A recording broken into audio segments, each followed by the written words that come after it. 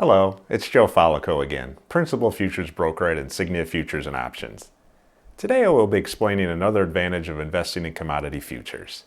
We're using our new camera today, so let us know if you think the quality looks better than our previous videos. I'll be right back.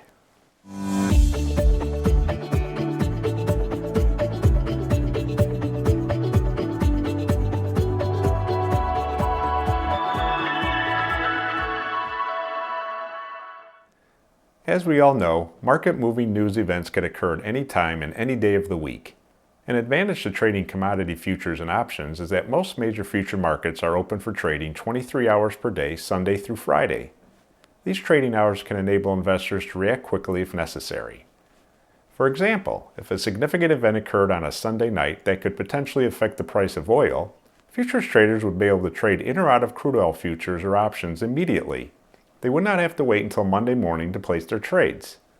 I hope you're finding this video informative. Please take a moment to click the like and subscribe buttons below if you'd like to see more videos like these. The timeliness of entering or exiting trades is usually crucial to most investors.